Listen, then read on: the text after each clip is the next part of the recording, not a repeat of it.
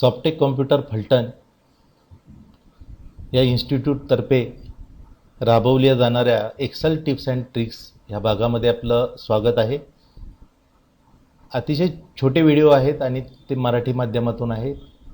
आपलं वेळ वाचवण्यासाठी, आपलं एक्सेलचं काम, ऑफिशियल काम नेक्स्ट लेवलवर नेण्यासाठी ह्या टिप्स आपल्याला उपयोगी पडणार आहेत.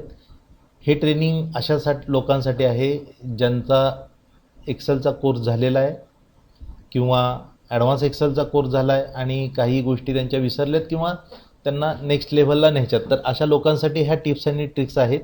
तर आपण लगेच सुरुवात करूया. इथे पहिला कॉलम नेमचा आहे, मंथचा आहे, प्रोडक्ट क्वांटिटी आणि अमाऊंटचा कॉलम आहे. नेममध्ये इथे सेलरचे नेम दिलेले आहेत, कोणत्या महिन्यात सेल झाला आहे ते दिलेलं आहे, प्रोडक्ट दिलेलं आहे, क्वांटिटी दिलेले आहेत आणि अमाऊंट दिलेलं आहे. आता श्यामने जानेवारी महिन्यात डेल प्रोडक्ट सेल केलेलं आहे 2.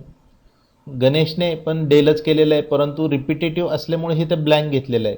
म्हणजे ह्याने सुद्धा डेल घेतलं आहे, हे सुद्धा करणने सुद्धा, तुषारने सुद्धा आणि प्रकाशने सुद्धा.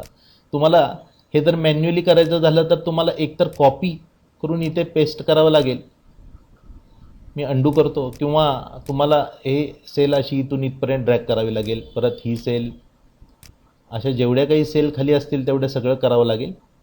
मी अंडू करतो. तर हे टाळण्यासाठी एक सोपा उपाय आपल्याकडे आहे. म्हणजे वरची डेलची सेल खालच्या ब्लँक सेलमध्ये जर कॉपी करायची असेल तर त्याच्यासाठी आपल्याकडे एक उपाय आहे. तो म्हणजे कोणता ते बघून घेऊ. मी प्रथम हे टेबल सगळं सिलेक्ट करतो.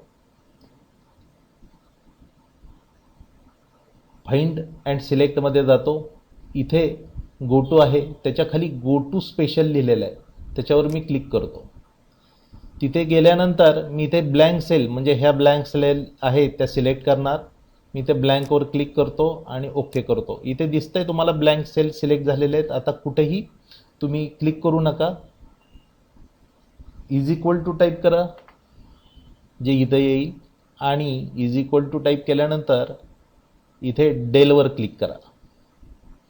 आता एंटर करू नका press, control plus enter press करा, म्हणजे सगळ्या सेल ॲटोमॅटिक फिल होतील.